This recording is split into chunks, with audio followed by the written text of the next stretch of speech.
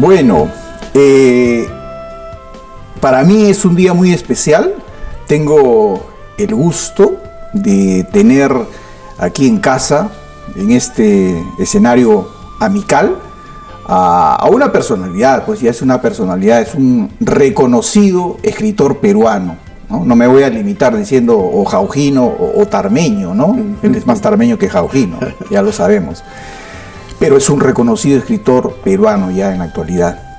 Y bueno, tengo el honor de que él haya tenido la deferencia, pues, de aceptar estos momentos cortos de su valioso tiempo para regalarnos y poder conversar sobre la última de sus creaciones, el último libro de Héctor Mesa Parra, que ha sido presentado este 2025. Primero creo que fue presentado en la Feria Internacional acá de Lima, y luego ha tenido ya varias presentaciones en la Universidad de Villarreal, en Tarma y en una serie de colegios.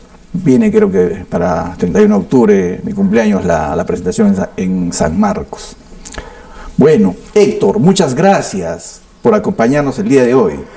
Pepe, yo soy doblemente agradecido por este espacio, así que vamos a la yugular. Vamos a la yugular, Héctor. Al culminar tu reciente obra literaria, Los días de Petronila, todos nos imaginamos todo el proceso de creación, de elaboración, de imaginación y obviamente de investigación para llegar a escribir una obra de esa dimensión. Sé que hay muchos desafíos que seguramente has vencido. ¿Cuál es el desafío más importante o el más difícil que has tenido en este proceso? Documentación, buscar archivos, parece mentira, un poco de mezquindad que todavía hay en algunas personas que conocen algo del tema, pero no te quieren brindar esa información. Uh-huh. Bueno, felizmente en la adolescencia pude beber hasta de 3 grandes amigos que, de acuerdo a su experiencia, a su lectura y también a la oralidad que ellos pudieron recoger de sus abuelos y de las personas por los años 50, 60, me refiero a don Julián Lojalania, a don Santiago Orihuela Luque, y también a otro amigo, don Marino Mallorca, don Marino Laurente Mallorca. Laurente. Sí, ellos conocían algo del tema, pero había una constante que decían: es muy probable de que la venganza de Bolívar haya sido por causa de que Petronila no compensó sus afectos, no quiso irse de Tarma sin desaparecerla. Y entonces me quedó pensando en ese nombre de Petronila, ¿no? Uh-huh. Y a medida que pasaba el tiempo, como una bola de nieve, ya en pequeños grupos se hablaba de esto, de que Bolívar se había vengado de Tarma por culpa de una mujer. De allí ya no hay más información, a excepción de los libros que ha publicado Ela Dunbar Temple en esta colección de libros de la independencia del Perú, que son 86 tomos. Uh-huh. Y en este tomo quinto es donde se habla de montoneras y guerrilleras. Y en este tomo están compilados los textos, las cartas sobre todo, de Petronila, que escribe a su esposo, que le dice Pepe, ¿no? En algunos le dice Pancho, pero la mayoría es Pepe y Pepe. O Paco, perdón, no Pepe, Paco, sí. Y otras cartas que están dirigidas pues a Sucre, uh-huh, porque hay un espacio donde Francisco de Paula Otero, que es el esposo, desaparece, no se sabe nada. Bueno, las cartas son recurrentes, te diría. Le pide a Sucre, ya cuando acá está Bolívar, le dice que por favor den con el paradero de mi esposo, porque hace ya mucho tiempo que no sé nada de él. Bien, esas cartas, más un libro que trata sobre Petronila Abeleira, ya desde el punto de vista más académico, más histórico, de Gustavo Montoya, un gran investigador sanmarquino. Entonces, valieron para hacer un acopio de información y ponerle mi condimento, que es ya la literatura. Entonces, en esas grietas, pues, llenar lo que es ya un poco de la ficción, la fantasía, todo esto, ¿no? De esa manera, más o menos, es, digamos, el soporte para poder escribir esta novela. Bien, vamos a los temas ya más esenciales. La élite criolla de esa época, profundamente arraigada, pegada a la corona, y obviamente con muchos intereses de por medio, porque tenían la economía, sus negocios, sus grandes haciendas, y todo, digamos, dependía de cuán estrecha sea su relación con la corona. Obviamente ellos no apoyaban para nada la gesta de la independencia, por sus, digamos, intereses económicos. Sin embargo, Petronila Abeleira era integrante de esa élite criolla, hija de español, hija de una mujer tarmea también, pero rica. Entonces, te pregunto, tú que has investigado, si Petronila Abeleira no hubiese conocido a Francisco de Paula Otero, ¿tú crees que hubiese abrazado la causa de la independencia? Lo veo muy poco probable, muy poco probable. Ella, como hija de español y de la señora Isidora Abeleira, gente muy rica, que pertenecía a la aristocracia tarmeña, y me atrevo a decir también de la aristocracia limeña. Se presume por ahí que estuvo, pues, en Lima, en los grandes salones, ¿no?, con familias sumamente ligadas a la corona española. Es más, eso es muy sabido y está en los libros, que el papá vino enviado por el rey. Entonces, el rey Fernando VII tiene algunas de sus cartas dedicadas a Tarma. Inclusive en la hacienda Santa María está la firma del rey, el vínculo que había entre la corona y Tarma.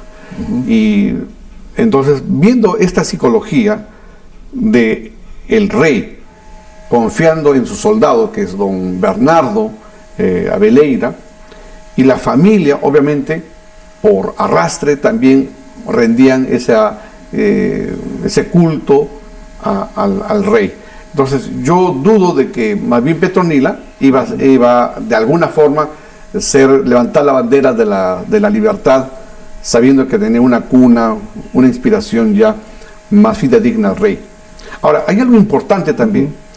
Cuando Petronila, en el transcurso de la novela, yo he cuidado mucho de que ella no participe todavía casi hasta los últimos capítulos en la vida, porque ella no está, inclusive ya cuando se enamoró y se casó, no tuvo una vida activa dentro de la revolución.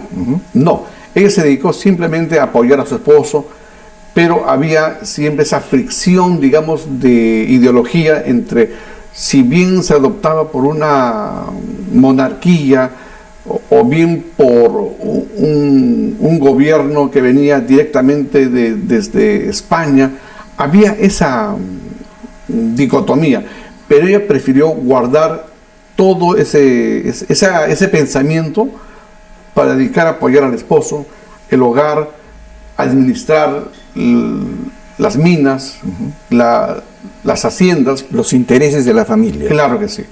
Entonces, y más adelante, recién, ya cuando San Martín ya se va del Perú, ella empieza a tomar como que conciencia de que debe apoyar ya, digamos, en el campo al esposo, ¿no? Entonces, hay una carta muy, muy bonita que ella le escribe a San Martín, y también lo consigna en el libro. Señor San Martín, mi general, le dice, ¿no?, tenga usted cuidado, porque dentro de sus filas hay gente que lo va a traicionar.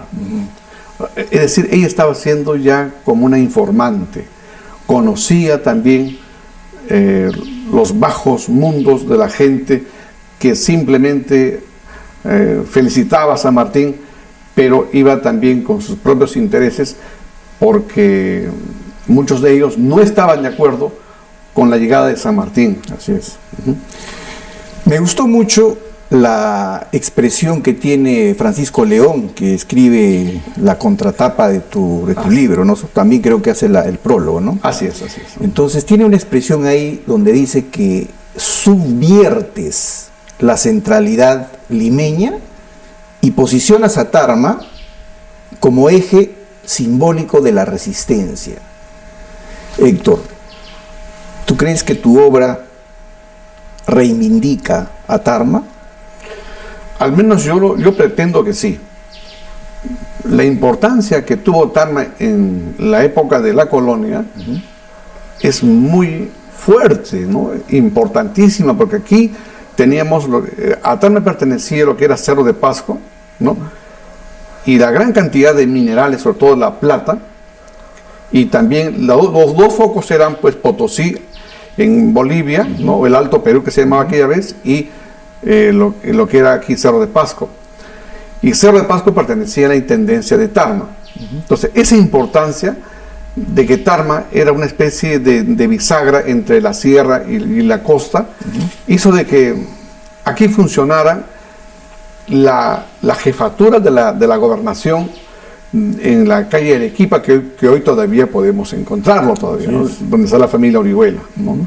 Entonces, las batallas que se dieron de Junín y Ayacucho, ¿no? Otero mismo lo dice. Aquí en Cachicachi, en la hacienda Cachicachi y en la hacienda Casablanca, pernoctaron los soldados. Y allí se les proveyó de forraje a los animales. Petronila, comandando decenas de mujeres, preparando pues la comida, preparando el famoso charqui, ¿no? Coca, proveyéndoles también de abrigos, frazadas, porque el frío en esta zona del Bombón, que es Junín, que llega a pasar los 4.000 metros, tenían que usar poncho, tenían que usar abrigos sumamente... hay una palabrita que me gusta, que se llama cordellatas. Se menciona las cordellatas, que eran una especie de abrigos, ¿no? Pero que solamente usaban pues los generales, los tenientes, ¿sí? Y les daba, aparte de categoría, les brindaba bastante calor las cordellatas.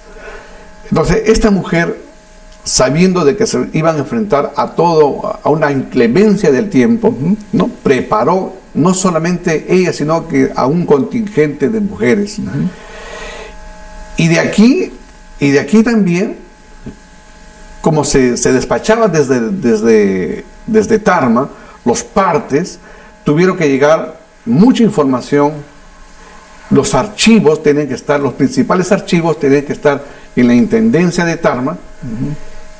Y de aquí, pues, ya Arenales empieza a escribir, enviar cartas a Cerro de Pasco, porque luego de Tarma se pasa a Cerro de Pasco para la famosa batalla de Pasco, donde prácticamente ya allí es la batalla donde los realistas ven minada su fuerza militar, ¿no? Entonces, Tarma es un eje principal para, si se quiere, para el sello de la independencia ya americana. Perfecto. Por otro lado, Ricardo Palma, nuestro gran Ricardo Palma, combina con mucha habilidad la historia con la ficción. Tú lo sabes como escritor. Y él rescata para bien la memoria, vívidamente, la memoria de la colonia, del virreinato, pero no solamente eso, sino que hace a través de sus historias denuncias punzantes, ¿no? Tiene una pluma punzante, sutilmente denuncia. Claro.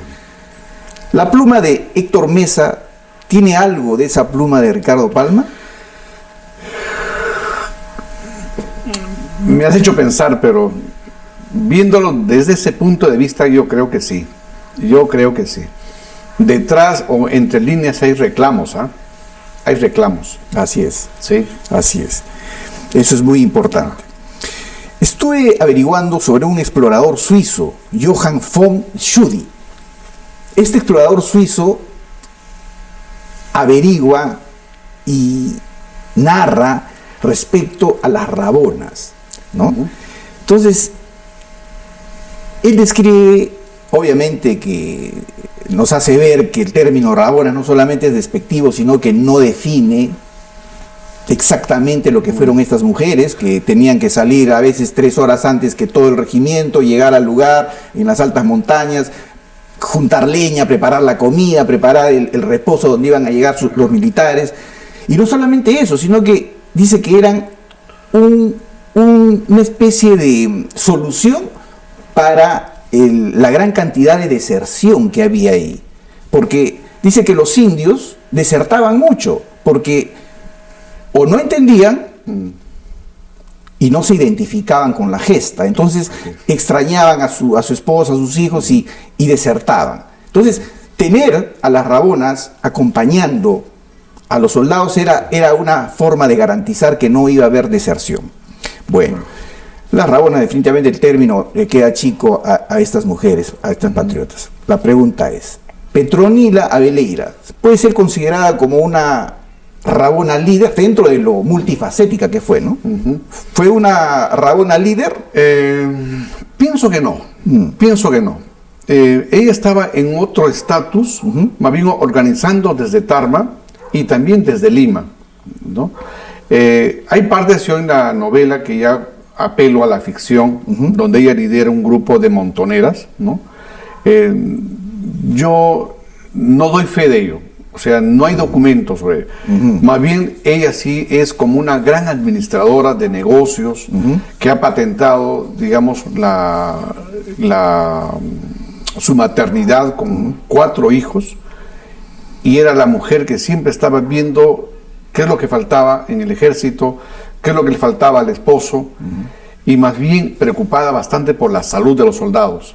Por eso que proveía bastante de lo que yo siempre hablo, de esta medicina para la verruga, porque se sufría de la verruga y también de la viruela. Entonces se usaba emplastos, hierbas que ella enviaba, ¿no? Como rabona yo no la consideraría como tal, ¿no? Más bien como una mujer estratega, como una informante. Hablando de eso, nosotros sabemos bien que las comunicaciones son un elemento vital en las guerras, que no solamente permiten la cohesión de las fuerzas, no solamente permite que las fuerzas hagan inteligencia y avancen, digamos, cumpliendo sus misiones. Cuéntanos, ¿cuál fue el papel de esta red de comunicaciones que prácticamente fabricó Petronila? Tenemos a 2 mujeres allí, que una de ellas es Paula Guamán y la otra es Eufrasia Ramos, ¿no?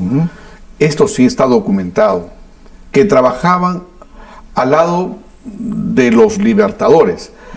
Pero este documento viene de 1822, cuando todavía está en Perú, está San Martín. Entonces, en ese momento es Petronila quien tiene la comunicación con estas mujeres que tienen que llevar información en canastas donde llevan frutos, en pancas donde llevan cartas, y que seguramente ella ha escrito hay mucha información que todavía esto es solamente la puntita del iceberg, porque según tengo entendido que hay más cartas de Petronila. Entonces, por lo menos hay 2 mujeres tarmeñas que están también bien documentadas de haber trabajado con Petronila, y aparte de una mujer en Cerro de Pasco que se llama María Valdizán. Ella también fue amiga, porque Francisco de Paula Otero, el esposo, llegaba a la casa de María Valdizán, y por eso que cuando ya se da la batalla de Pasco, también en 1820, una vez que ya se han retirado los patriotas, los realistas regresan y castigan a María Valdizán por las comunicaciones que tenía con los generales, con las esposas de los generales, en este caso con Petronila, ¿no? Parte de la red de Petronila Veleyra. ¿Qué es el valor? ¿Es la ausencia de miedo? ¿O es la capacidad que tiene una persona para seguir avanzando con un propósito a pesar del miedo? Yo creo que es lo segundo. En algún momento escuché que Petronila Veleyra tuvo la expresión valor no me falta. Estoy resuelta a pasar por cualquier trance, ¿no? Algo así. Sí, sí, sí. Cuéntanos de esa faceta de la valentía de Petronila. El contexto es también este año de 1822. Para mí es un año clave porque es un año de desórdenes en el Perú, donde viene Ribagüero, viene a ser presidente, el primer presidente del Perú, lo derrocan, y viene Torre Tagle, es el segundo presidente del Perú, también lo derrocan, uno se va a Trujillo, el otro se queda en Lima, la gente no obedece a nadie, el Congreso está totalmente desorbitado, desbrujulado. En esas circunstancias está Petronila allí, pero se encuentra en Tetarma, donde ya tiene una primera confiscación que viene de parte de la corona, porque ya se preveía que en Tarma ella estaba como traicionando a la corona. Entonces es el virrey quien ordena, bueno, en este caso pues todavía el virrey estaba en el Cusco, todavía ordenando, escapándose de Lima, porque ya no estaba en Lima, y ordenan que se le confisque la hacienda. Y es ella quien tiene que... no tiene dónde agarrarse, el esposo tampoco está. En todas las cartas que escribe Petronila siempre está reclamando la presencia del esposo. ¿Dónde estás? Y en algunos momentos, bueno, esto ya lo tengo que decir, le jala la oreja a Francisco. Le dice, estás en las fiestas, en los carnavales, ahí te estás contagiando de las enfermedades, y como que le dice, te estás descuidando. Entonces, como ella ya no tiene prácticamente el apoyo del esposo, no tiene el apoyo ni siquiera de los patriotas, ni de los realistas, los españoles, se ve sola como en el desierto, y escribe esa carta, ¿no? Yo seguiré enfrentando, ¿no? Porque exactamente valor no me falta, y estoy decidida a enfrentar esa realidad, cueste lo que cueste. Y si le faltó decir simplemente, pudiera haber tomado las armas para defender mi hacienda y defender a los dos hijos que ya para 1822 ya habían nacido dos hijos ya. Entonces es una mujer que desde niña aprendió pues a montar caballo, aprendió a manejar el fusil, y es el padre quien hubiese querido tener un hijito varón, pero le nació mujercita, ¿no? Entonces ya el padre también ya estaba de edad achacoso, porque cuando él regresa del Gran Pajonal ya llegó enfermo, estaba bastante minada la salud, y ella es como la frase de Flora Tristán, una mujer sola contra el mundo. Ahora que mencionas al padre de Petronila, don Bernardo, militar español que viene justamente, como acabas de referir, a tratar de contrarrestar la revolución de Juan Santos Atahualpa. Realmente me gustó mucho una sensación especial que me vino cuando leía tu libro. ¿Y por qué? Porque me trajo a la mente esta novela Ben-Hur, que también fue llevada al cine, como sabemos. Sí, con Charlton Heston. Claro. Ben-Hur tenía una hermana, y obviamente su madre, que obviamente por los problemas que tuvo Ben-Hur con el imperio, las mandan a la cárcel a la madre y a la hermana, y a él lo mandan a los galotes. En la cárcel, la madre y la hermana se contagian de lepra, ¿no es cierto? Eso. Luego de un tiempo son liberadas, pero enfermas, con lepra, y a escondidas coinciden en el camino de Jesucristo al Calvario. Se identifican con Jesús caminando al Calvario, y esa identificación hace que se produzca un milagro en su vida. Curan de la lepra, y desde ese momento inician una nueva vida. Eso es un milagro, un momento importantísimo en esta novela y en la película, obviamente, que fue muy bien hecha. Esa sensación que me dio cuando vi esa película y luego leo tu obra, tuve la misma sensación cuando describes magistralmente cómo el papá de Petronila, bueno, antes que nazca Petronila, prácticamente es echado de Tarma junto a algunos compañeros como unos apestados porque tenían viruela. Así es. Y termina a los pies del Chalacoto. Así es. ¿No? Así es, claro que sí. Entonces, se produce un milagro, que no sé si algunos lectores se han dado cuenta, pero se produce un milagro en donde cura de la viruela. Las aguas que discurren de la piedra curan la viruela, algo parecido a lo que pasó con el milagro de la lepra con los familiares de Ben-Hur. Entonces, realmente es magistral cómo ficcionaste una de las leyendas de Muruay para adaptar a este soldado español. Claro que sí, ahí le doy lo que yo le llamo el signo religioso. Claro. ¿No? Es verdad, o sea, la leyenda de Tarma, Pepe, todavía no está escrita. No tenemos un documento que diga, mira, esta es la leyenda del señor de Uruguay. No la tenemos. Entonces, por ahí están pues merodeando, circulando como 7 u 8 leyendas del señor de Uruguay, ¿no?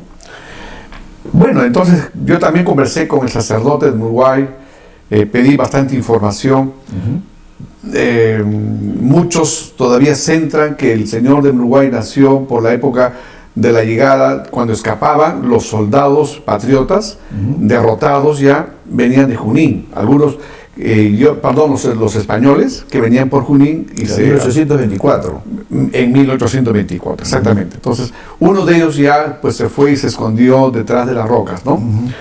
Pero yo he querido darle otro giro, desde la llegada de justamente de don Bernardo, ¿no? Y poniéndolo como protagonista. Claro que sí. Entonces, espero también que, bueno, como es leyenda, ¿no? Es parte de la literatura, me gustaría que esta leyenda, por ejemplo, ya sea tomada como un ensamblaje, como un modelo, para no estar recurriendo a una serie de textos, sino ya uniformizar este bocadito literario que es la leyenda del señor de Uruguay. Por supuesto, ¿no? Y obviamente enriquece también tu obra, porque aparte de Tarma y alrededores, Acobamba y Uruguay también están incluidas dentro de tu obra. Y en gran parte es esto cierto, porque es verdad, pues, la viruela que estaba acechando las poblaciones, minando pues poblaciones enteras, ¿no? Y de pronto la gente se curó. Y yo preguntaba al padre, le decía, ¿y por qué le dicen santuario? Me dice, santuario no es ninguna norma, no es ningún protocolo, sino santuario es un lugar donde voluntariamente las personas van y se curan. Uno no sabe por qué, la ciencia no ha demostrado por qué se cura esa gente. Ese es un santuario. Y lo que ha pasado con don Bernardo y el pequeño séquito de soldados que llegaron, eso ocurrió, se curaron, ¿no? Se curaron. Leyendo o no, pero sí se curaron. Y eso ocurre solamente en los santuarios. Imagínate, ese es un dato interesantísimo. En ese proceso que seguramente has tenido, Héctor, de profundizar en relación a la personalidad de Petronila, porque me imagino que si yo voy a tener dentro de una novela histórica, pero con ficción también, necesito pensar como pensaría mi personaje. Así es. Y siendo un personaje que realmente existió, la cosa no es tan sencilla.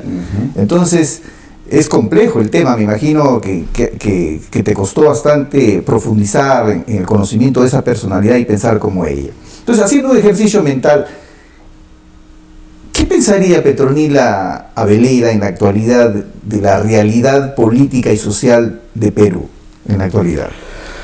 Se decepcionaría totalmente, como hablo en el libro, de ese primer congreso que se instauró en 1823. Fue una vergüenza para la historia del Perú. Sería la mujer más recalcitrante, digamos así, porque después de todo era una mujer muy justa, una mujer que tenía la convicción de que el hombre tiene que entregarse, bien es negro o bien es blanco, no habían matices, no habían grises, ¿no? Por eso que ella, cuando dicen yo no voy a participar todavía en la guerra, simplemente está al lado de la familia, de su esposo, del papá, pero también cuando decide ya a tomar la bandera de la libertad, de las luchas, es una de las que acompaña al esposo, escribe al esposo, apoya al esposo para que se den esta guerra de las batallas de Junín y Ayacucho. Ella toma parte, ¿no? Es activa. Entonces siento que sería una de las primeras en poner el dedo sobre la llaga, enjuiciando a las autoridades y sobre todo decepcionándose de que cada quien quiere llevar agua para su molino, ¿no? Como hablo en la obra, ¿no? Estos representantes, desde que se fundó o el proceso de la fundación de la República, cada quien pensaba solamente en lo suyo, pero no pensaba en la patria. Petronila sí pensó en la patria, Petronila sí pensó en la familia, y muy posiblemente pues hasta estoy seguro que si hubiese ido del país, porque ella tenía relación, los medios. Aparte de los medios, también tenía contactos con Europa, sobre todo con Francia. Tranquilamente se hubiese ido a Francia a pasar una vida un poco más tranquila, más cómoda, pero bueno, idealmente, románticamente pensó que este Perú iba a cambiar, pero yo supongo que cuando ya llegó el invierno de la vida, habrá dicho: estoy decepcionada de este país, decepcionada de haber entregado parte de los bienes del sacrificio de mi familia, de mi padre, las reses, las haciendas, parte del producto de la agricultura para los soldados. ¿Y para qué? Para que este Perú no esté en mejor condición de vida, todo lo contrario, esté paupérrimamente, no habiendo aprovechado nuestros recursos y más bien habiendo desperdiciado tiempo, hombres, habiendo hecho leyes, constituciones, y que luego esa primera constitución, por ejemplo, no duró mucho tiempo, fue disuelto, y cuando llegó Bolívar fueron los primeros limpiasacos de Bolívar, ¿no? Y prácticamente se tendieron como alfombra. ¿Sabe qué? Nosotros ya no podemos, confiamos en ti, Bolívar. Y Bolívar, pues siempre, tú sabes que ha sido un hombre sumamente déspota, a veces muy injusto, y pedía, como digo en la novela, pues siempre que hay un séquito de mujeres, y era lo prioritario para él, ¿no? Ahí voy. Iba a estar decepcionada, Petronila, definitivamente. Hablaste de Simón Bolívar, personaje de tu novela. Y Simón Bolívar es una figura con una marcada dualidad, ¿no? Porque, digamos, en torno a su figura, a la herencia, al legado que ha dejado, hay controversias, pues, ¿no? Hay controversias. Entonces, sí. Hay gente para los cuales Bolívar es el gran libertador, y hay gente para los cuales Bolívar es un tirano. Héctor Mesa, el autor de Los días de Petronila, ¿dónde ubica a Simón Bolívar? Es un personaje controversial, ¿no? Yo prefiero que sean los lectores que saquen su propia conclusión. Tiene sus claroscuros, pero yo le doy el valor en parte a Bolívar, porque llega en un momento en que el Perú estaba incendiándose. Hubo, a ver, hagamos un poquito de ejercicio. Cuando se va San Martín, el bandolerismo era en todo el Perú. Entraban a las haciendas, robaban, violaban, ¿no? Y hay un bandolero muy conocido que es Cayetano Quirós, que viene desde Ica. Este era un delincuente que tenía una gavilla también de delincuentes, un hombre negro, pero luego él cambia porque ve en San Martín su nobleza y le dice: yo voy a trabajar para ti, voy a estar dentro de tu ejército, pero dale educación a mi hijo. Y San Martín cumple. Él es el símbolo del hombre de 1822 que entraban y hacían y deshacían en todas las haciendas. Entonces, ya habiendo fracasado Agüero, de la Riva Agüero, habiendo fracasado Torre Tagle, las campañas intermedias que se dio, todo fracasó en el Perú. No había autoridad. Igual el rey Fernando VII también estaba prácticamente secuestrado por las ideas napoleónicas. Era un hombre que no gobernaba ya sus colonias. En esas circunstancias, ¿no?, hay un desgobierno total y llega como un Salvador, como un Mesías, llega Bolívar y pone las cosas tranquilas. Entonces ahí sí ya como que se calman las aguas y hay tranquilidad en las haciendas, en la gente, porque va a poner orden. Porque aquí los mismos peruanos eran los principales traidores. Y la orden era de Bolívar: al traidor hay que fusilarlo. Entonces puso ese carácter firme, dictatorial, ¿no? Pero en principio, en ese fragmento de la historia, yo avalo esa actitud de Bolívar, ¿no? Porque puso tranquilidad, porque se vivía en zozobra, se vivía en miedo después de la renuncia de San Martín.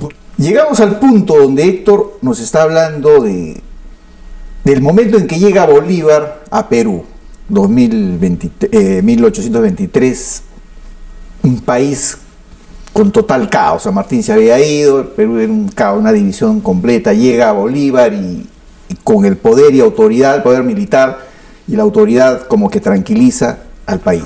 Hay un aspecto, Héctor, que a veces no lo hablamos mucho y no nos lo enseñaron en el colegio, ¿no? Respecto a que hemos tenido siempre la imagen de que los grandes libertadores, como que nos hicieron un favor. San Martín por el sur y Bolívar por el norte, ¿no? Como que, bueno, ellos habían liberado al virreinato de Nueva Granada, al virreinato del Río de la Plata, y solamente faltaba pues a los pobrecitos del virreinato del Perú, vamos a hacerles el favor ya, ¿no? Cuando es al revés, ¿no? Porque el virreinato del Perú sabemos bien que era el centro, no solamente político, económico, sino intelectual. San Marcos, San Carlos, entonces para ellos era un problema que obviamente pues el ejército realista se mantenga en el virreinato del Perú, porque amenazaban a su economía y a los planes, por un lado de San Martín y por los planes de Bolívar, que tenía de formar la gran confederación y hacerse pues un líder vitalicio, ¿no? Claro. Yo digo, si en Nueva Granada salió un líder militar, caudillo, que se convirtió pues en el Simón Bolívar, en el sur, San Martín, ¿y qué pasó en el virreinato del Perú? ¿Por qué no salió un caudillo? Porque intelectualmente hablando, ya ahorita viendo, digamos, el tema ya en esta época, en lo personal pienso que José de la Riva Agüero era un intelectual mucho más instruido y recorrido, también un hombre de mundo, si lo comparamos con San Martín y con Bolívar. Lamentablemente en su momento no tuvo un apoyo militar. Exacto. Exacto. Pero él pudo ser el gran caudillo, y cuando llega a San Martín, él lo apoya porque pensaba, él también era partidario de la monarquía constitucional, Claro. pero no estaba de acuerdo con que San Martín llegue y él se haga jefe del protectorado, ¿no? Ellos querían, y tenía la suficiente inteligencia para saber que si llegan extranjeros, los que comandan el cambio de la política deben ser peruanos. Así es. Y yo creo que Riva Agüero estaba llamado a hacerlo, ¿no? Entonces, bueno, la historia de Riva Agüero también es pues fascinante y todo, ¿no? Y que desde Tarma escribía cartas y estuvo justamente... Ese es un aspecto interesante. Él escribe pues el famoso manifiesto Claro. en el 18, ¿no? 1818, o el 16 lo escribe y lo publican en Argentina el 18, Claro. las 28 causas por las que Sudamérica debe Ser libre. independizarse. Ajá. Pero él escribía con seudónimos, ¿no? Así es. ¿Por qué? Porque obviamente pues acá el virreinato era terrible. Entonces, Sí. pero aún así parece que le interceptan cartas que está enviando con Bolívar y San Martín, Así es. y de la PSOE la agarra y lo confina a Tarma, Así es. porque no había en ese momento un buque para mandarlo a España. Y estamos hablando de 2019, 2020, justo cuando llega San Martín. Ahora, en esos momentos Tarma estaba sitiado por el ejército realista español. Claro. Así es. Ajá. ¿Cuál era la situación entonces de Riva Agüero? Riva Agüero, si fue confinado en esa situación de conspirador, estuvo en una cárcel. Sí, claro. Te había comentado Ajá. que en uno de los libros de Julián Loja, Sí. él hace una descripción de las principales calles de Tarma y habla de la calle Arequipa y cita la cuarta cuadra. Y dice que en la cuarta cuadra de la calle Arequipa había la mansión de la familia Valdés de Marini. Y dice que en esta casa se llevaban a cabo unas tertulias donde participaban poetas, músicos, escritores. Es decir, la crema nata de la intelectualidad tarmeña se reunía ahí, y termina ese fragmento Loja diciendo que José de la Riva Agüero y Francisco de Pablo Otero, y yo digo ahora, basándome en tu obra, probablemente Petronila también visitaba esa casa. Bueno, el tema es que si eso se escribe es porque lo vieron fuera, lo vieron a Riva del Agüero, no en la cárcel, sino estaba confinado en Tarma, pero me imagino que él libremente discurría de aquí para allá. Claro, es que ahí hay que ver algo. Más bien estaba como protegido ahí, porque en esa fecha el intendente era Prada, y Prada era su cuñado de Riva Agüero. O sea, definitivamente no estuvo en calabozo. no estuvo. Tuvo una vida pues holgada, tranquila. Y conspirando. Por supuesto, desde acá conspirando. Conspirando. Sí. ¿No? Eso es muy importante. Ahora, por ahí escuché si él estuvo presente el 28 de noviembre de 1820, cuando se proclamó la independencia de Tarma. Mira, no hay ningún documento que diga eso, pero es probable. Pero mira, el ejército español estuvo hasta el 21 o 25 de noviembre, que recién llega por Jauja Álvarez de Arenales, ¿no es cierto? Ajá. Envía a su coronel y salen volando los españoles dejando caballos, pertrechos de guerra. Sí. Y me imagino que en ese momento todavía estaba confinado Riva Agüero. Claro que sí. Como te digo, no hay documentos, pero es muy probable que sí estaba todavía en Tarma. Solamente faltaban 3 días, o sea, el 28 de noviembre se proclamó la independencia de Tarma. Sí, pues. Yo creo que estuvo. No firmó el acta, ¿no? No firmó el acta. Y si te das cuenta, esa acta de la proclamación de nuestra independencia está bien escrita. Por supuesto. Es una joya. Y en algún momento yo llegué a pensar, porque José de la Riva Agüero tenía una pluma también excelente, ¿no? Y dije, o me atrevo a pensar que José de la Riva Agüero haya sido uno de los que haya dictado el texto del acta, que podría estar dentro de esas probabilidades, ¿no? Porque es un trabajo bien hecho. Muy bien hecho. Y con todo el protocolo que se sigue después de haber proclamado la independencia, ¿no? Ese protocolo de luego al día siguiente el Te Deum, que es la misa. Así Entonces un pequeño gobierno que está bien hecho. Entonces, acá muy bien... Había alguien que tenía mundo, pues, y no había otra que arriba, güey. Era un hombre muy preparado. Por supuesto, por supuesto. Esa obra póstuma, ¿no? Que se publica bajo seudónimo de Prubonena, ¿no? Que creo que es cambiado, es un peruano. Él lo escribe, se publica cuando él muere, pues, ¿no? Claro que sí, claro. Donde le da palo, pues, a Bolívar, a San Martín y a todos los que apoyan esto, ¿no? Él no estaba de acuerdo con Bolívar para nada. Y no se puede decir, pues, que él fue un resentido, porque él, incluso antes que venga San Martín y Bolívar, ya desde el 16 o antes, conspiraba. Entonces, yo creo que también la figura de José Larría Agüero debe ser reivindicada. Yo creo que fue un peruano que se le debió dar mayor apoyo militar en esa época y hubiésemos tenido otra república. Claro, eso ha sido también muy atinado. Pero hablando de reivindicaciones, me gustaría también tocar de aquí, hay un tarmeño, Fray Calixto, que la Iglesia Católica lo tiene también sobre, quizás un poquito ensombrecido, pero que le tiene mucho respeto. ¿Ya? Amigos míos que son sacerdotes, sobre todo uno de ellos que ha leído mi obra, se ha sentido muy conmovido con la participación de Fray Calixto, que es un mestizo, un sacerdote franciscano, donado.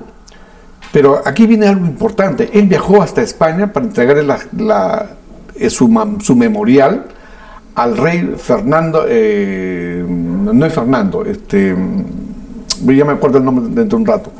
Fue y personalmente entregó la carta, ¿ya?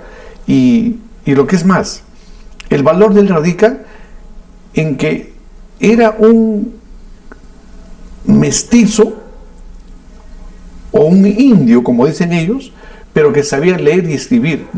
Ese manifiesto he leído porque está en Archivo de Indias, está pero hermosamente redactado, con un elevado vocabulario dirigido al rey Fernando VI, si no me equivoco, donde le pide audiencia, y lo que resalta es, Fray Calixto, que haya escuelas de mando medio donde aprendan a leer y escribir los nativos. Estamos hablando de toda la parte del Gran Pajonal. Es casi contemporáneo con José Santos, el rebelde Juan Santos Atahualpa, ¿no? Entonces, este hombre que fue muy recalcitrante, pero educadamente dentro de los textos, ¿no? La Iglesia Católica lo valora, ¿no? Sí, lo valora, pero no lo saca a la palestra porque es un mestizo, un indio, que todavía no le han dado la luz o el valor que corresponde, ¿no? Pero sí lo tienen en cuenta a Fray Calixto, que es un tarmeño que está considerado dentro de la historia. Y dentro de esta galería, y relacionado obviamente a la lucha contra la corona española, hablas de Juan Santos Atahualpa. ¿Qué nos puedes decir, pues, de la Zamba? De Ana de Tarma. Ana de Tarma. En realidad, ella vino a vivir a Tarma, fue una esclava angoleña, ¿no? Dice que era una zambita. Por ahí averigüé que pertenecía a la servidumbre de la familia Los Santa María, uno de los soldados que se trajo, pues, gente de Lima. Esta zambita, ¿no?, sirvió a los Santa María, pero tenía, pues, digamos, la genética de ser muy rebelde, muy líder, y de manera que en las crónicas de los padres franciscanos se habla de Ana de Tarma, que acompañó a Juan Santos Atahualpa con una gran cantidad de mujeres, y también algunas angoleñas, porque en Tarma habían negras y negros, y formó gran parte de este séquito para poder conformar un ejército ya junto a los ashánicas, junto a los ashénicas también, ¿no? Entonces, se le conoce con el nombre de Ana de Tarma, aunque no haya nacido en Tarma. Así es, interesante. Volviendo ya al corazón de tu novela, quiero preguntarte, ya como escritor, Héctor, ¿qué desafío, el desafío, no solo por escribir una ficción histórica, sino ya en el plano, digamos, incluir aspectos sexuales de uno de tus personajes importantes de tu novela? ¿Hay un desafío diferente, especial? Porque no estamos hablando de cualquier una situación en la calle, estamos hablando de aspectos íntimos. Así es. Esto tiene una explicación. Durante las guerras, generalmente los varones iban pues a enfrentar al enemigo y dejaban a sus mujeres. Cuando yo toco a Petronila, que ha tenido esta relación con Bolívar, me estoy refiriendo a un sinfín de mujeres que sí tenían relación no solamente con patriotas, sino también con realistas. Entonces, yo he dudado inclusive de poner esta escena, un poco pues erótica y sensual, pero en ella estoy hablando de una realidad que se dio en esa época. Las mujeres eran desatendidas totalmente, había muchos casos de infidelidad, ¿ya?, de parte de las peruanas, en fin, tameñas muy probablemente también, y eran a veces los mismos trabajadores de las haciendas quienes tenían relación con las esposas de los soldados, ¿no? Entonces es como una especie de clarinada que el hombre no debe estar muy lejos mucho tiempo de la esposa, ¿no? A ese punto he querido llegar, ¿ya? El hecho no se ha dado, yo no tengo pruebas de aquello, pero la licencia que me da como escritor, claro, la ficción, pues aprovecho y arremeto con ese capítulo que seguramente va a ser muy criticado más adelante. Cuando yo leía por primera vez esas páginas, dije, caramba, ¿no? Porque es fuerte, sí, es fuerte el tema. Y dije, bueno, a mí me gustó la forma como escribes, cómo encaraste la situación, pero me imaginaba al mismo tiempo, dije, justo lo que hablábamos hace poco, y los historiadores, que hay muchos de ellos que se pegan a la letra y a veces algunos de ellos ven un poco la ficción como quizás podrías ser muy irreverente. Y justo yo hace poco acabo de leer y quiero leerlo textualmente, algo que dijo, creo que es tu amigo, el historiador Gustavo Montoya, claro, ¿no? Claro que sí. Que habla sobre tu obra, ¿no? Y dice, refiriéndose a este momento íntimo que tiene Petronila, dice, no se trata de razonar o especular sobre la veracidad o falsedad histórica de tal imagen literaria, sino habría que festejar la escena estéticamente bien lograda. Sí. Pero realmente mis felicitaciones, Héctor, porque abordar un tema tan íntimo y dos personajes, uno de ellos pues una figura pues de la dimensión del Libertador, no era tarea muy fácil y lo has hecho, déjame decirte, magistralmente. No doy más detalles porque la gente tiene que leer tu obra y deleitarse viendo, como dice Montoya, la belleza, la estética con la que cierras esa escena. Exacto. Es hacer literatura. Así es. Y en lo posible he querido hacer buena literatura del aspecto erótico, que lo hacen todos la gran mayoría. Uno de los más pues connotados es Mario Vargas Llosa. Cuando trata temas eróticos lo hace con una maestría tal que muchos de ellos se atreven a decir que estos libros hay que leerlos con una sola mano. Ahora, también aquí quiero resaltar algo. Cuando yo toco el tema de Petronila, ¿no?, que estoy hablando también de una colectividad donde la ausencia del hombre estaba presente en la sociedad, pero también quiero llamar la atención allí de que la mujer muchas veces, por más cánones y más valores que tenga, también puede caer en esta tentación. Igual es el varón, pero también la mujer.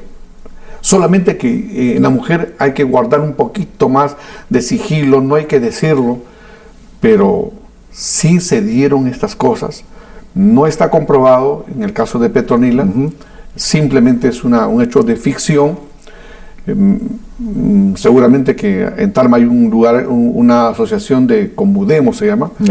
Entonces yo estoy esperando una reacción de ellas, pero no se trata tampoco de enfrentarme, sino simplemente hacer entender que una novela puede utilizar las herramientas que gusten en cuanto a la ficción, y lo que es más, ¿no?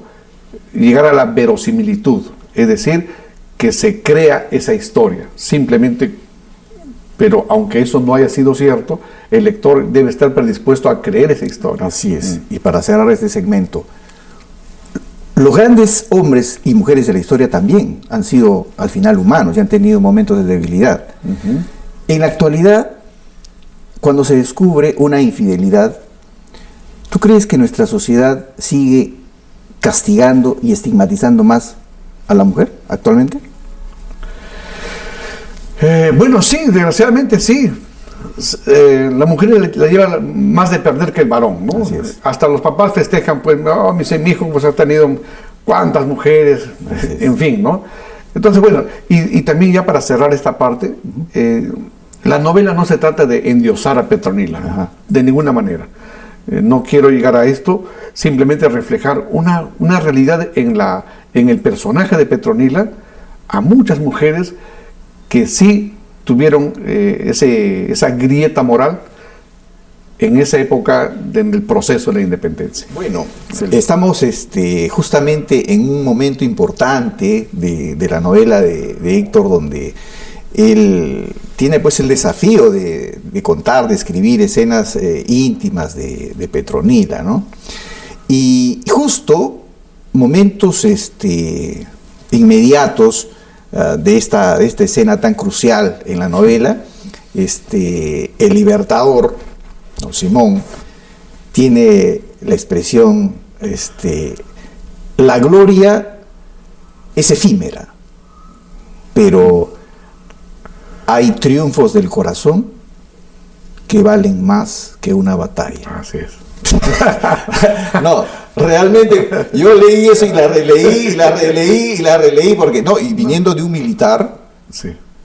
Y en un momento como ese, o sea, es impactante, déjame decirte, impactante. No, y yo sabía que Bolívar había sido admirador de Napoleón. Así. Y Napoleón tuvo una expresión algo parecida, ¿no? Él dijo, la gloria es fugaz, pero la oscuridad es para siempre, ¿no? Más o menos, sí. Pero la que escribiste en la voz de Bolívar, fantástica, ¿no? Déjame felicitarte, esa expresión es, ya lo hubiese querido tener el verdadero Bolívar, ¿eh? Claro, y esa es la única batalla que sí se sintió feliz de haber perdido, pero en el campo del amor. Por supuesto, no, es una, cierras ahí ese segmento, pero magistralmente, déjame decirte que fue muy lindo, es para leerla, releerla y releerla. Cuando una relación sentimental finaliza, no claramente, ¿no? Cuando no hay una finalización clara, definitiva de parte de las dos personas, ambos, en estas personas quedan como respuestas pendientes o cosas pendientes por hacerse. Yo me pregunto, en tu obra, Paco, Francisco de Paula, con todo lo que ha vivido, todo lo que le costó venir desde Argentina hasta Perú, conocer a Petronila, enamorarse de una mujer tan hermosa y con todos los objetivos que tenía. Sin embargo, la sombra de Marisela siempre perseguía a Paco. Sí. La pregunta para el escritor: ¿el primer amor nunca se olvida? Yo diría que el primer amor fija tu norte, te sella, es para siempre. no se puede amar dos veces. Entonces, en este caso Marisela ya es un personaje de ficción, Claro. no existió, ¿no? Pero para darle mayor, digamos, dramatismo. Claro, ¿no? Fantástico. Entonces he tenido que inventar las cartas de Marisela, las cartas también de Pablo Otero hacia ella, ¿no? Pero también este es un mensaje, ¿no? Que nosotros, por ejemplo, en la vida actual tenemos muchas, estamos casados, pero no generalmente estamos casados con la mujer que amamos. Nuestro deseo, nuestro prototipo de varón o de mujer son otros, pero casi pues más del 80% me atrevería a decir que nos soportamos, pero que si nos preguntáramos si él es el amor de tu vida, quizás habría una pausa de silencio y dirían, después te contesto. Interesante, ¿no? No, la sombra de Marisela está detrás de Paco permanentemente. Sí, pues. Muy interesante. Sí. Y es más, ¿no? Hasta en lo último, cuando está en la carta, ¿no? Y es Petronila, ¿no? Quien lo atiende ya en el momento que está agonizando, Claro, ¿no? Él en ese momento ya pronuncia el nombre de Marisela. Claro. ¿no? La Suelta pobre un pañuelo. Petronila era para morirse en vida. Se muere en vida, Petronila. Sí, pues sí. ¿No? Ajá. Y bueno, esos pequeños detalles me encantan porque mueven los corazones, hay una conmoción ahí de sentimientos y son casi esos finales inesperados, ¿no? Que es parte de la vida, ¿no? La vida Claro, es así. así es. La vida es así. Y continuando con este tema, pues, Héctor, cuando finaliza la batalla de Ayacucho, Francisco de Paula participó en Junín, en Ayacucho, exitosamente, ¿no? Y Bolívar lo envía y lo nombra prefecto de Arequipa. Arequipa, Y claro. Arequipa todo el sur era pues bien realista, ¿no? Así es. Entonces había que enviar a alguien de importancia, a alguien de confianza. Lo envía a Francisco Paula. Sin embargo, Francisco de Paula solamente dura 3 años en el puesto, 3 meses, porque Sí. lo saca y lo persigue encima. Yo averiguaba por qué. Aparentemente es porque cuando crean un diario que se llamó La Primavera de Arequipa, en su primer número se dedicaron a elogiar y pues a pasarle una franela terrible a Simón Bolívar. Y ya en el segundo y tercer número ya no ocurre lo mismo. Me imagino que la edición ya estuvo más supervisada por Francisco y otros intelectuales que dijeron, porque también tenían lo que pensaba Ribagüero, ¿no? Que Claro. hasta dónde iba a llegar el líder. Entonces, esto no le gusta a Bolívar y lo comienza a perseguir. Sumado a esto, al final de tu obra, tú citas un decreto de Bolívar en 1825, donde prácticamente, gracias a ese decreto, desaparece políticamente a Tarma. La pregunta es, ¿qué tenía Bolívar con Tarma? ¿Qué tenía Bolívar con Francisco de Paula, que representaba a Tarma, ¿no? ¿Qué tenía Bolívar? ¿Cuál era su problema? ¿Político, administrativo o un problema de faldas? Fue más por eso sentimental, ¿ah? El doctor Alejandro Palomino, después nuestro historiador don Francisco, había un Francisco Palomino y don Alejandro también, pero don Alejandro Palomino narra muy bien las 2 veces que llega a Tarma Bolívar, ¿no? Y dice algo importante, que no lo reciben bien en esto de la familia. Hoy está en la familia Espinosa por la parte de Huanuquillo, ahí es donde llega Bolívar, y la gente lo desprecia y él siente ese desprecio. Percibe, ¿no? Sí, sobre todo en las mujeres, ¿no? Y por ahí él encuentra que esta pequeña vecindad de gente que se ve conglomerado, le dice, bueno, somos sanmartinianos acá. Nos declaramos sanmartinianos. Y siente justamente ese desprecio que ya desde ahí vino con un prejuicio y una forma de odiar a esta tierra. Bueno, al final nunca en ningún lugar lo han recibido muy bien. Y hay más, Pepe. Hay una crónica que ya me hicieron llegar ahora último de Ayacucho, en Ayacucho, luego que ya se dio esta él ya no estuvo en la batalla de Ayacucho, ¿no es cierto? Ya no estuvo. Pero cuando terminó la batalla de Junín, el 6 de agosto, ¿no? El día 7 era un jolgorio, una borrachera total del ejército patriota. Y se cuenta allí que se dio una fiesta. Y Bolívar quiso sobrepasarse con una de las damas de ahí de Junín. Y se ganó una cachetada. Porque ella estaba mareado y bueno, son las croniquillas, ¿no? Al estilo Magali, que solamente lo saben los pueblitos, claro, ¿no? La memoria colectiva. Eso jamás va a estar en los libros, ¿no? Entonces la literatura aprovecha esas cosas, como que el escritor se vuelve un buitre comiendo carroña, ¿no? Entonces, a raíz de este libro, hay muchos que me han llamado, me han comentado, mira, es lo que pasó en Tarma, también el desprecio pasó acá en Ayacucho, pasó también en Junín, no era bien visto, porque lo primero que él quería era buscar mujeres, y mujeres más guapas y jóvenes, ¿no? Interesante. Más parece un lío de faldas que un problema administrativo. Sí. Le agarró una bronca a Francisco de Paula, Claro. a un tremendo prócer. Sí. Tremendo. Sí. Bueno, estuvo en Chile, pues, claro.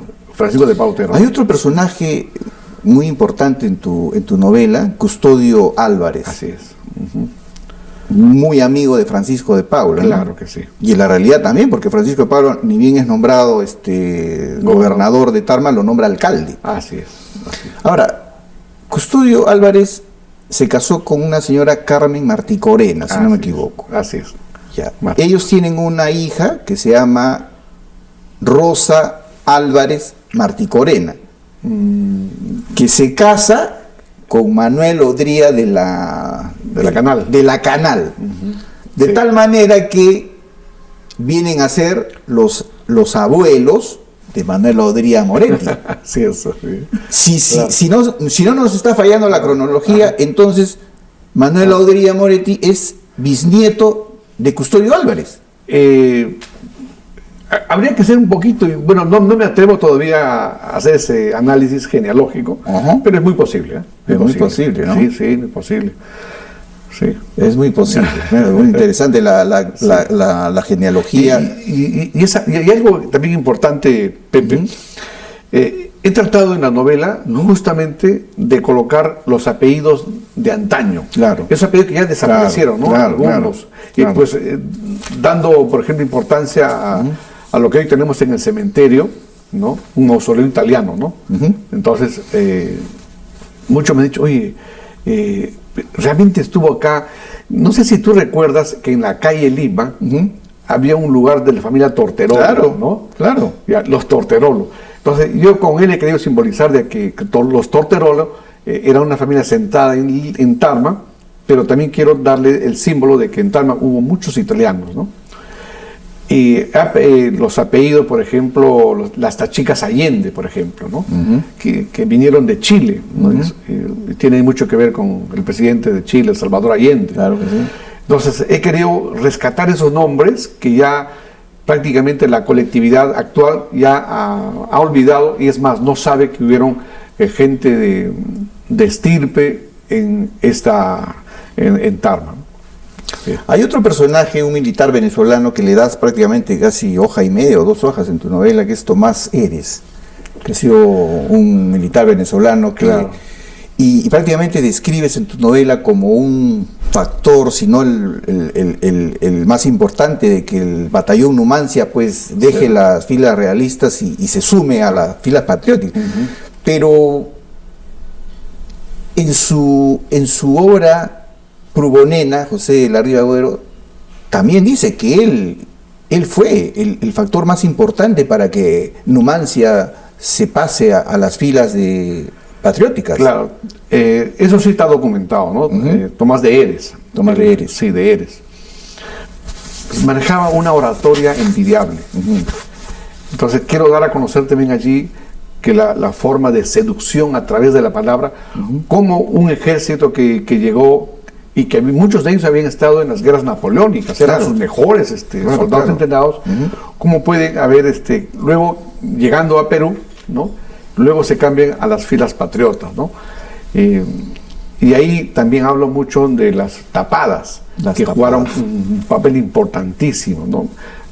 Ahí está Rosa Campuzano, por ejemplo, que lideraba a las mujeres, y ellas tenían que, de alguna forma, presentar sus mejores encantos, ¿no? Para que ellos también accedan a pasarse de la fila enemiga hacia la parte. Fueron varios factores para que Numancia, pero el golpe a la corona fue brutal. Así es, y eso debilitó mucho la moral, pues, por supuesto, política de España, ¿no?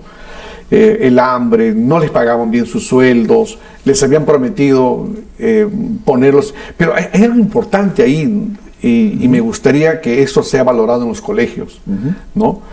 Cuando ellos se pasan a las filas patriotas, un general de allí le dice, pero ¿qué ganamos? Pasándonos de la parte enemiga a los patriotas, ¿qué ganamos? Y le dice, lo primero que ustedes van a ganar es respeto. Fíjate, el valor del respeto tenía una importancia tal que toda persona, que todo soldado debía ser respetado, es decir, tener autoridad. Y parece que esa palabra respeto era mucho más importante que tener un buen apellido, que tener una buena posición económica. Quiero que me tengan respeto, ¿no? Entonces he querido resaltar este valor del respeto de los soldados que se pasan del Numancia, pues, a nuestras filas patriotas. Importante.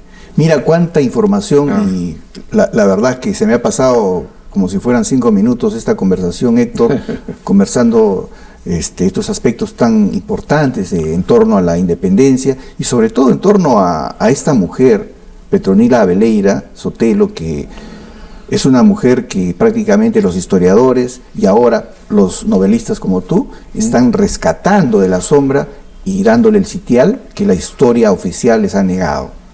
Así es. Mi felicitación por eso, no solamente a ti, a los historiadores que están rescatando, y ¿qué calle de Tarma o qué plaza de Tarma debería tener el nombre? ¿Dónde debería estar el monumento a Petronila, Héctor? Eso, se lo lancé el otro día al alcalde de Tarma, a Fati Jiménez, y se lo dije, ¿no? ¿Cómo me encantaría que alguna plazuela, alguna callecita, algún colegio llevara el nombre de Petronila Abeleira? Todos los nombres son varones. No conozco colegios que tengan, bueno, a excepción de Ángela Moreno de Galvez, ¿no? Entonces, sobre todo una mujer que se ha identificado mucho con Tarma, y en los momentos más aciagos con Tarma. Y bueno, ahí nació una idea de un grupo de amigos. Hay una invitación de la logia, de los masones, ¿no? Que están interesados en que haga una presentación exclusivamente para ellos. Yo di una conferencia allá en Junín, en el Museo de Chacamarca, ¿no? El gran maestro me invitó a dar esa conferencia sobre Petronila, y ahora cuando ya hice la presentación en Tarma, un amigo que es masón me dijo algo importante: no voy a parar hasta que no se le haga un busto a Petronila. Excelente. ¿Ya? Entonces se lo comenté un poco esto al alcalde, y me dijo, mira, acá en el bulevar tenemos bastante espacio. Entonces, para ver cristalizada, digamos, esa idea de ver a Petronila ya en algo físico, pues necesita sí tener un espacio importante y con una leyenda abajo, ¿no? Heroína tarmeña. Así es. Así es. No es para menos. Héctor, mi agradecimiento eterno por esa deferencia de haberte dignado a acompañarnos esta tarde para tener esta pequeña tertulia hablando acerca de tu última obra, tu última creación. Por favor, sigue escribiendo. Muchas gracias. Te vamos a agradecer. Muchas gracias, mi querido Pepe. Gracias. Gracias por tus preguntas. Considero que ha sido una de las entrevistas sin echarte flores. Más sesudas que he tenido en estos últimos días. ¿Ah? Qué bueno. Sí, sí. Qué bueno. No ha sido tan fácil, digamos, culebrear por algunas preguntas que has hecho. Así que te agradezco bastante. Gracias, Héctor. Gracias.